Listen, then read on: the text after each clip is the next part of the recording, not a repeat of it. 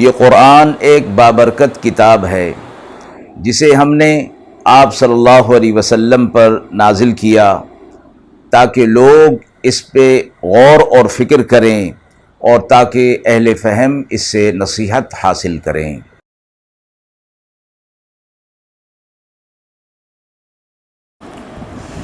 بسم اللہ الرحمن الرحیم۔ السلام علیکم ورحمۃ اللہ وبرکاتہ۔ ناظرین کرام، درس قرآن مجید کے آج کے اس پروگرام میں ہم سورہ زخرف کی آیت نمبر 26 تا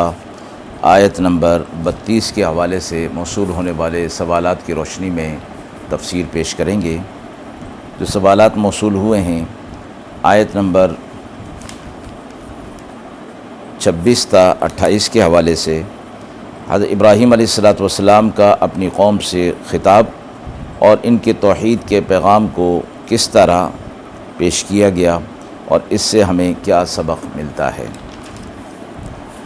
آیت 31 اور 32 میں مشرکین کے نبی کریم صلی اللہ علیہ وسلم کی نبوت پر اعتراض کا ذکر کیا گیا ہے اور اللہ تعالیٰ نے کس دلیل کے ذریعے سے ان کے اس اعتراض کا جواب دیا ہے۔ اعوذ باللہ من الشیطان الرجیم، بسم اللہ الرحمن الرحیم۔ وَإِذْ قَالَ إِبْرَاهِيمُ لِأَبِيهِ وَقَوْمِهِ إِنَّنِي بَرَاءٌ مِّمَّا تَعْبُدُونَ إِلَّا الَّذِي فَطَرَنِي فَإِنَّهُ سَيَهْدِينِ وَجَعَلَهَا كَلِمَةً بَاقِيَةً فِي عَقِبِهِ لَعَلَّهُمْ يَرْجِعُونَ بَلْ مَتَّعْتُ هَٰؤُلَاءِ وَآبَاءَهُمْ حَتَّىٰ جَاءَهُمُ الْحَقُّ وَرَسُولٌ مُّبِينٌ وَلَمَّا جَاءَهُمُ الْحَقُّ قَالُوا هَٰذَا سِحْرٌ وَإِنَّا بِهِ كَافِرُونَ وَقَالُوا لَوْلَا نُزِّلَ هَٰذَا الْقُرْآنُ عَلَىٰ رَجُلٍ مِّنَ الْقَرْيَتَيْنِ عَظِيمٍ أَهُمْ يَقْسِمُونَ رَحْمَةَ رَبِّكَ نَحْنُ قَسَمْنَا بَيْنَهُم مَّعِيشَتَهُمْ فِي الْحَيَاةِ الدُّنْيَا وَرَفَعْنَا بَعْضَهُمْ فَوْقَ بَعْضٍ دَرَجَاتٍ لِيَتَّخِذَ بَعْضُهُم بَعْضًا سُخْرِيًّا وَرَحْمَةُ رَبِّكَ خَيْرٌ مِّمَّا يَجْمَعُونَ۔ آیات مبارکہ کا ترجمہ ملاحظہ فرمائیں۔ اور جب کہا ابراہیم علیہ السلام نے اپنے والد کو اور ان کی قوم کو کہ میں الگ ہوں ان چیزوں سے جن کی تم عبادت کرتے ہو، ہاں البتہ جس نے مجھ کو پیدا کیا سو وہ مجھے ہدایت دے گا، اور یہی بات پیچھے چھوڑ گئے اپنی اولاد میں تاکہ وہ رجوع کرتے رہیں۔ کوئی نہیں پر میں نے برتنے دیا ان کو اور ان کے باپ دادوں کو، یہاں تک کہ پہنچا ان کے پاس سچا دین اور رسول کھول کر سنا دینے والا، اور جب پہنچا ان کے پاس سچا دین کہنے لگے یہ جادو ہے اور ہم اس کو نہیں مانیں گے، اور کہتے ہیں کیوں نہ نازل ہوا یہ قرآن کسی بڑے مرد پر ان دونوں بستیوں میں سے، کیا وہ بانٹتے ہیں آپ کے رب کی رحمت کو؟ ہم نے بانٹ دی ہے ان میں روزی ان کی دنیا کی زندگی میں، اور بلند کر دیے بعض کے درجے بعض پر کہ ٹھہراتا ہے ایک دوسرے کو خدمتگار، اور آپ کے رب کی رحمت بہتر ہے ان چیزوں سے جو یہ سمیٹتے ہیں۔ مذکورہ آیات کے حوالے سے جو سوالات موصول ہوئے ہیں، سوال آیت نمبر 26 تا 28 کے حوالے سے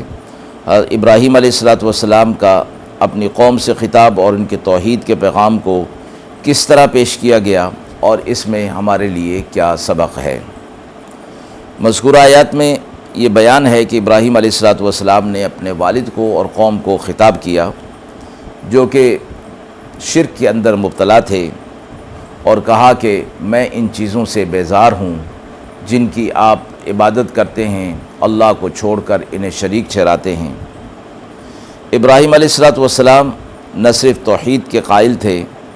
بلکہ اپنی اولاد کو بھی اس کی وصیت کر گئے، اور خود ان کا طرز عمل یہ بتاتا ہے کہ کھلے ہوئے دلائل کی موجودگی میں محض اپنے آباء و اجداد کی تقلید کرنا کسی صورت بھی درست نہیں۔ جب وہ دنیا میں مبعوث ہوئے تو ان کی ساری قوم اپنے آباء و اجداد کی اتباع میں شرک کے اندر مبتلا تھی، لیکن انہوں نے اپنے آباء و اجداد کی تقلید کے بجائے واضح دلائل کا اتباع کرتے ہوئے اپنی قوم سے بیزاری کا اظہار فرما دیا، اور فرمایا جن چیزوں کی تم عبادت کرتے ہو میں ان سے بری ہوں۔ اس سے یہ معلوم ہو گیا کہ اپنی ذات کے علاوہ اپنی اولاد کو بھی دین کا صحیح پابند بنانے اور رکھنے کی فکر بھی انسان کے فرائض میں داخل ہے، لہذا جس صورت سے بھی ممکن ہو اولاد کے اعمال اور اخلاق کی اصلاح کی پوری کوشش صرف کر دینا ضروری ہے۔ یوں تو اولاد کی اصلاح کے بہت سے طریقے ہیں جنہیں موقع کی مناسبت سے اختیار کیا جا سکتا ہے، لیکن سب سے آسان اور کارگر عمل کہ والدین ان کی دینی اصلاح کے لیے دعا کا اہتمام کریں، اور افسوس کے ساتھ یہ کہنا پڑتا ہے کہ آج اس آسان تدبیر سے بھی غفلت عام ہوتی چلی جا رہی ہے، اور اس کے انجام بد کا مشاہدہ خود والدین بھی کر رہے ہیں۔ آیت 31 اور 32 میں مشرکین کے نبی اکرم صلی اللہ علیہ وسلم کی نبوت پر اعتراض کیا گیا تو اللہ تعالیٰ نے کس دلیل سے ان کے اعتراض کا جواب دیا۔ ان آیات میں مشرکین نے آپ صلی اللہ علیہ وسلم کی نبوت و رسالت پر اعتراض کیا، اور اس سے پہلے بھی حضرات انبیاء علیہ السلام پر یہ اعتراض رہا کہ وہ اس بات کے لیے تیار ہی نہ تھے کہ وہ تسلیم کریں کہ اللہ کا کوئی رسول اور نبی کوئی انسان ہو سکتا ہے۔ قرآن مجید میں جا بجا ان کے اعتراضات کا ذکر کیا گیا کہ ہم اس کو کیسے رسول مان لیں جبکہ وہ عام انسانوں کی طرح کھاتے پیتے اور بازاروں میں چلتے ہیں۔ لیکن اب انہوں نے اپنی اس بات کا رخ بدل لیا اور اعتراض کیا کہ اگر کسی انسان ہی کو نبوت و رسالت دینی تھی تو حضور صلی اللہ علیہ وسلم مالی اعتبار سے کوئی بڑے صاحب حیثیت انسان نہیں، یہ منصب حضور صلی اللہ علیہ وسلم کے بجائے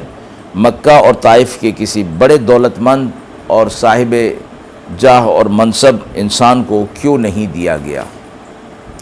ان آیات میں مشرکین کے اس اعتراض کا جواب دیا گیا،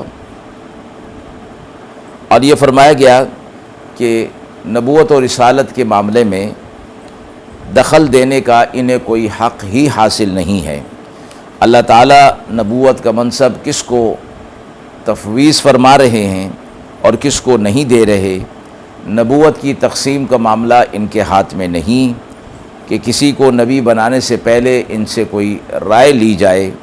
یہ کام خالص اللہ تعالیٰ کے ہاتھ میں ہے، اور وہی اپنی عظیم مصلحتوں اور حکمتوں کے مطابق اسے انجام دیتا ہے۔ ناظرین کرام، ہم امید کرتے ہیں